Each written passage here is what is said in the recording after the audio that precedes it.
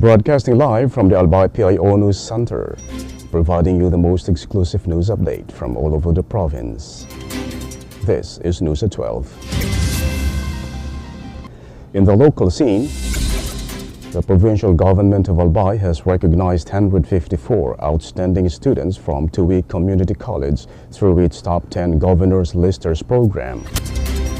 The program provides financial aid to deserving students to help sustain their studies and inspire greater academic achievement. During the payout held at Tuwi Community College, scholars expressed gratitude to the provincial and local governments for the support.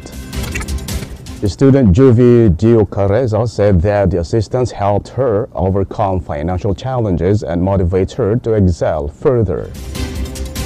Another recipient, Jir Permito, shared that the assistance eased his daily expenses such as transportation and food. Governor Noel Rizal said that the initiative reaffirms the province's commitment to accessible education, empowering the youth, uplifting families, and building a more progressive Albay.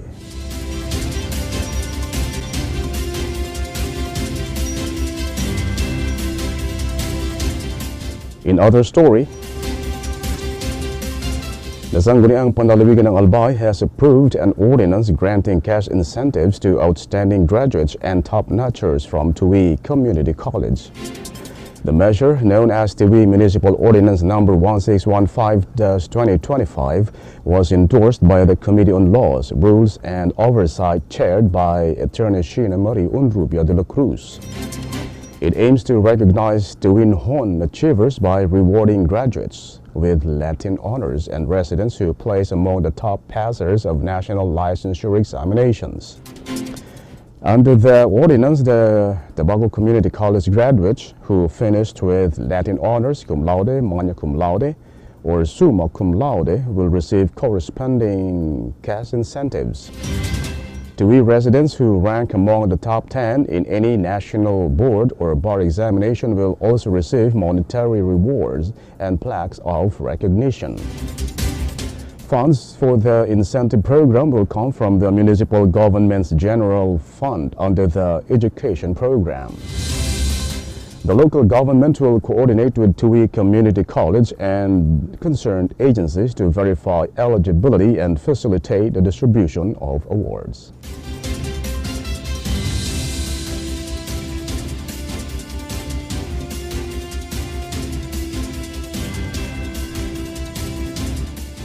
In the national scene, the country's labor market continues to show improvement, with fewer Filipinos reported as unemployed in August. According to the Philippine Statistics Authority, the number of jobless individuals went down from 2.59 million in July to just over 2 million in August. This brought the national unemployment rate to 3.9%, a notable drop from 5.3% the previous month. The PSA said that the increase in jobs was mainly driven by the construction, agriculture and fishing, administrative support, forestry, and other service-related sectors. The services sector remained the largest source of employment, accounting for more than 61% of all workers nationwide. The underemployment rate also went down to 10.7% in August from 14.8% in July. The number of underemployed workers, or those looking for additional work or longer hours, declined to 5.38 million from 6.8 million a month earlier.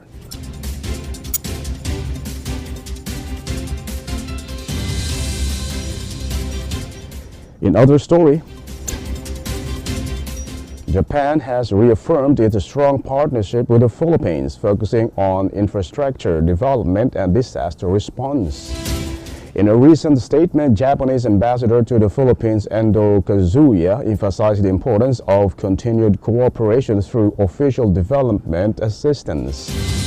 The partnership includes funding for roads, bridges, and transport systems designed to withstand natural calamities, as well as support for early warning systems and emergency response efforts. Japan is also sharing its technical expertise to help the Philippines strengthen institutional capacity and community resilience. Both countries highlighted the importance of long-term collaboration in addressing climate-related risks and ensuring sustainable development.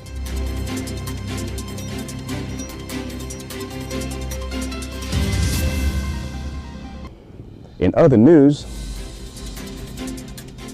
incoming Ombudsman Jesus Crispin Boying Remulla has vowed to a full investigation into alleged corruption in flood control projects, mobilizing a special NBI unit to probe coast and substandard infrastructure contracts. 3 phantom projects in Bulacan worth around 300 million pesos have already been uncovered, possibly leading to malversation or conspiracy charges.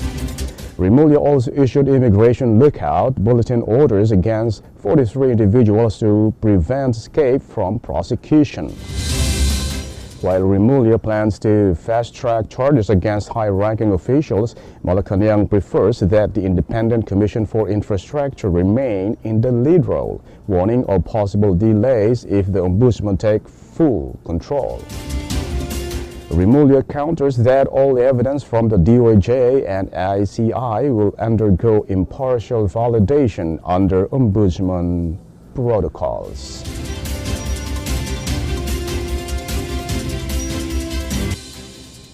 And in the news outside the country, Ecuadorian President Daniel Noboa was not injured after his motorcade was attacked during a protest on Monday, October 7, 2025.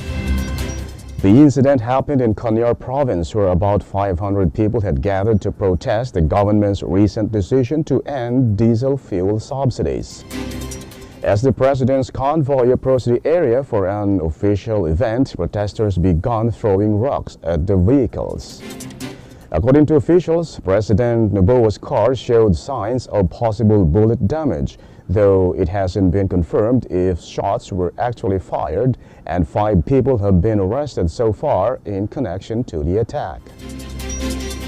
The protest was part of a larger movement against the removal of the fuel subsidy, which many Ecuadorians fear will lead to higher transportation and living costs, especially for lower-income communities.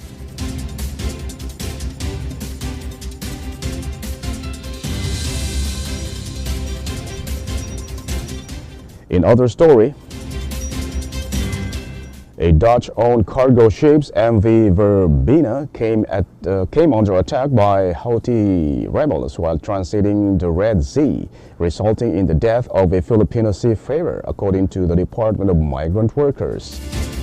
The vessel was struck in a conflict-prone area that has seen a rise in maritime attacks in recent months.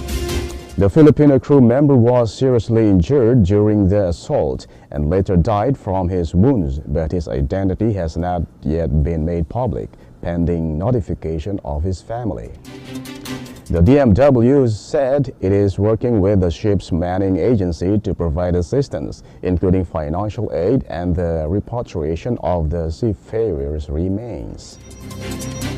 This incident highlights the increasing dangers faced by commercial ships navigating through conflict zones, particularly in the Middle East.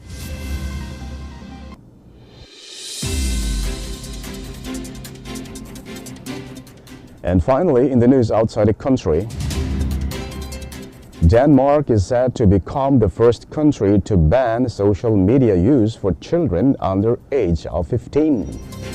The new law aims to protect young people from the negative effects of social media, including anxiety, depression, and other mental health problems. The Danish government cited growing research showing that early exposure to platforms like Instagram, TikTok, and Facebook can harm children's well-being.